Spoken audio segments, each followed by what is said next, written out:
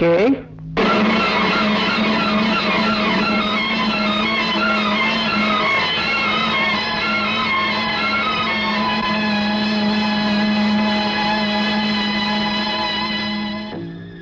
তোমার জন্মদাতা পিতা। সেজন্য বোধহয় জন্মই আমার আজন্ম পাপ। তুমি কি বলতে চাইছো? কোনোদিন কোনো কারণে চলার পথে যদি পিতৃ পরিচয়ের কোনো প্রয়োজন হয়, সেদিন কাগজে আপনার নামটা আমি লিখে দেব, কিন্তু আমি বিশ্বাস করি সেটার প্রয়োজন হবে না। শান্ত, আমার মাতৃহত্যার রক্তে রঞ্জিত ওই দুটি হাত আমার দিকে না বাড়ালেও চলবে। আমি জানি আপনি আমাকে স্নেহ মমতা কিছুই দিতে আসেননি এখানে, অথবা আমাকে পুত্র বলে স্বীকৃতি দিয়েও আপনি ধন্য হতে চান না। আপনি যা চান তা হলো আমার সম্পত্তি, আমার অর্থ। অন্যের সন্তানকে লালন পালন করার ইতিহাস পৃথিবীতে অনেক আছে, কিন্তু বিনা স্বার্থে পরের ছেলের জন্য নিজের মাতৃত্বকে পিতৃত্বকে বিসর্জন দেওয়ার এক অভূতপূর্ব দৃষ্টান্ত সৃষ্টিকারী দুজন মহামানবকে আমি নিজ হাতে এই বাড়ি থেকে অপমান করে বের করে দিয়েছি।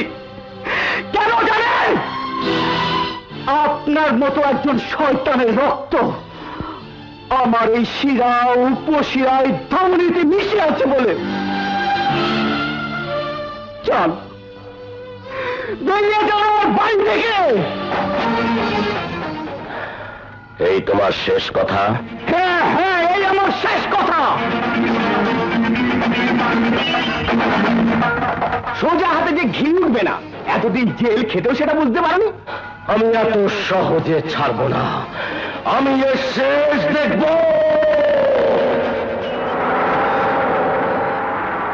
মা, মা, মা, আমি কারো মা নই। মা হবার যোগ্যতাকে আমি নিজেই গলা টিপে হত্যা করেছি। মা, আমি জানি তোমার সব যন্ত্রণার জন্য আমি দায়ী, তোমার দীর্ঘশ্বাসের জন্য আমি দায়ী, কিন্তু মা, তোমার বুকটা এত ছোট নয়, তোমার স্নেহটা এত সংকীর্ণ নয় যে আমার মতো একটা অকৃতজ্ঞ সন্তানকে ক্ষমা করতে পারবে না। বলো মা, বলো আমাকে ক্ষমা করলে কিনা, বলো বলো বলো বলো মা, বলো কত রক্ত দিলে তোমার কপাল কাটার রক্তের ঋণ শোধ হবে? আমি শরীরের সব রক্ত জড়িয়ে দেব। বলো বলো মা, আমাকে ক্ষমা করেছো কিনা, বলো বলো।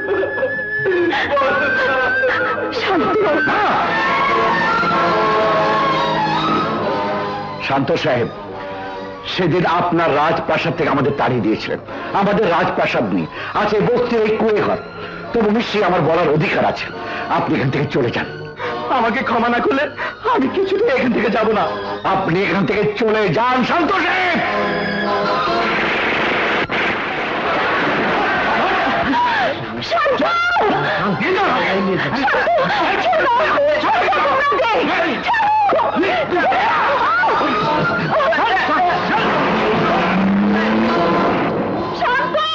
কোথায় যাচ্ছিস?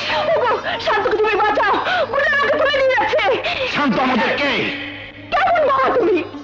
বাবার সামনে থেকে ছেলেকে গুন্ডারা তুলে নিয়ে গেল, আর তোর চুপ করে দাঁড়িয়ে থেকে আমাকে প্রশ্ন করছো শান্ত আমাদের কে? আমার মুখটা চিরে দেখো শান্ত আমাদের কে, তোমার মুখটা চিরে দেখো শান্ত আমাদের কে। তুই কারো মানুষ, আমি কারো বাবা নই। আমরা কারো মা বাবা হতে পারি না, পারি না।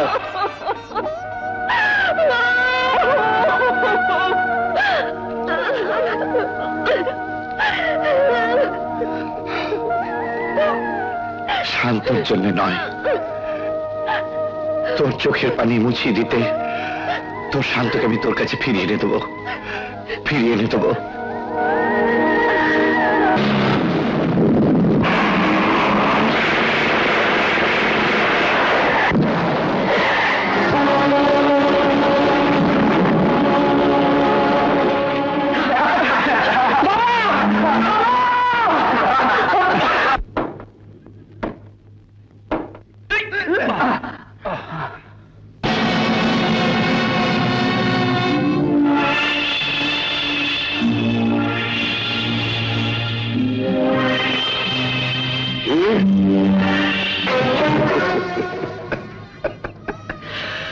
প্রাপ্ত সম্পত্তি আধা আধা বন্টন হবে, এ কথা স্বীকার করার আগে ওকে স্পর্শ করতে পারবেন না। 5%-এর গুন্ডা দাবি করছো 50%। তখন ছিলাম ছোট গুন্ডা, হাইজ্যাক, লুটতরাজ, রাহাজানি, এটাই ছিল আমার প্রফেশন। সেজন্যই আপনার অন্যায় কাজে 5% মালিকানা শর্তে কাজ করেছি। ইতিমধ্যে জেল খেটেছি, দেন বানিয়েছি, গুন্ডা হিসাবে কুলে উঠেছি। বলুন 50-50? ঠিক আছে।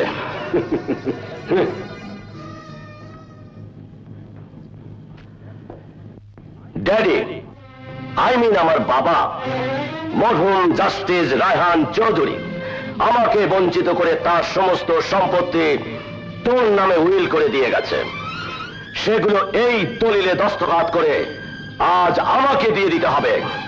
যদি না দেই তাহলে দলিলের কাগজগুলো তোর রক্তে রঞ্জিত হবে। আমার কাছে সন্তান, সংসার, স্ত্রী অতি তুচ্ছ ঘটনা। আমি ঐশ্বর্যের পূজারী, আমার দেবতা হলো টাকা। টাকা আমার জীবন থাকতে তুমি এগুলো পাবে না। দেখি জীবনটা ধারণ করার ক্ষমতা তোর কতটুকু। নাসিয়া,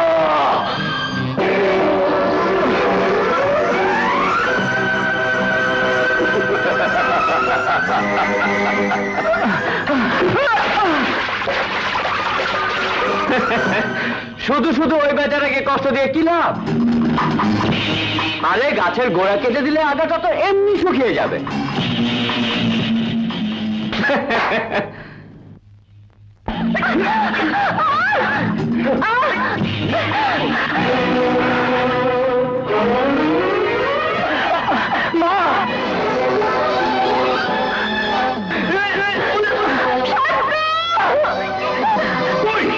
তোর জন্য আমি অনেকদিন শ্রীগড়ের বাসিন্দা ছিলাম। চল, আপাতত তোর পালিত সন্তানকে বল সমস্ত সম্পত্তি লিখে দিতে।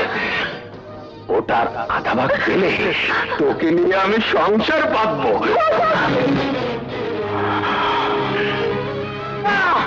মাকে মেরো না,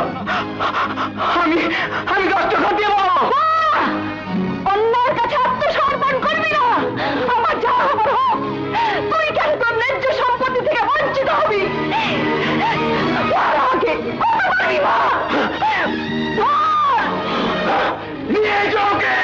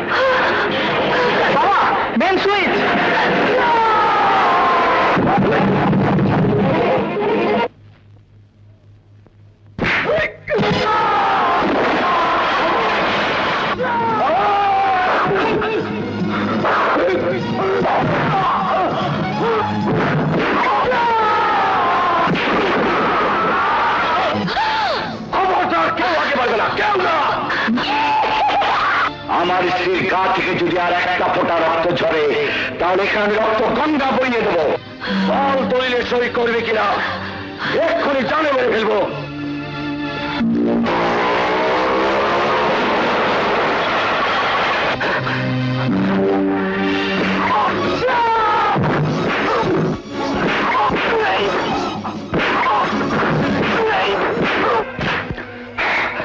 নরপিশাচ, তোর মতো বাবারা যদি পৃথিবীতে বেঁচে থাকে তাহলে সমস্ত সন্তানরা বাবা ডাক ভুলে যাবে। তোর সন্তানের গায়ের রক্ত তো তোরই রক্ত, সেই রক্ত ঝরে দিতে তোর একটু দ্বিধা হলো না? তোর জন্য তো চাই মাত্র 3.5 হাত মাটি। এত সম্পত্তি তুই কি করবি?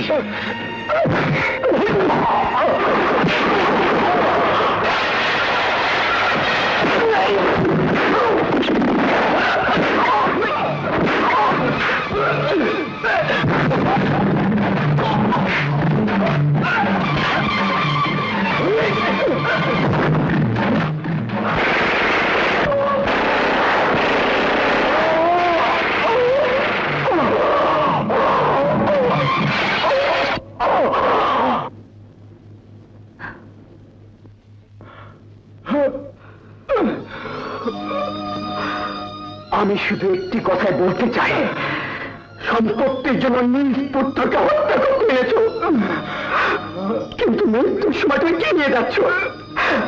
হাত দুটি চেয়ে দেখো, কিচ্ছু না, কিছুই না।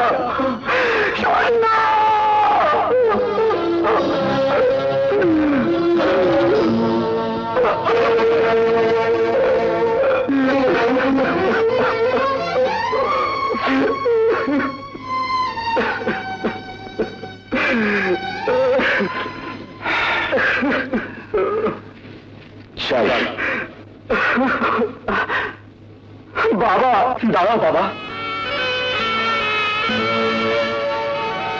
সন্তানের অপরাধের বোঝা যত বড়ই হোক না কেন, পিতার ক্ষমা করার ক্ষমতা তার চাইতেও তো বড়। আমি জানতে চাই, এই মুহূর্তে আমি কি আছি নাকি জীবিত পিতামাতার সন্তান? বলো বাবা, বলো। তুমি কিছু বলো। কেন কেন তুই একই ভাবি? কেন তুই একই ভাবি? আমরা কি সব মারা গেছি রে? মারা গেছি, আমরা কি মারা গেছি? আমরা তো মারা যাইনি। তুই কেন একই ভাবি বাবা? শান্ত, আমার শান্ত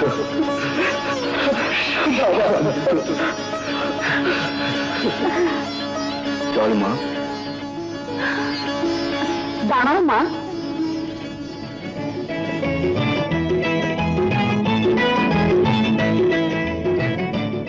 একদিন জানতাম আমরা এক ছেলের বাবা মা, আজ থেকে জানবো আমাদের একটি মেয়েও আছে।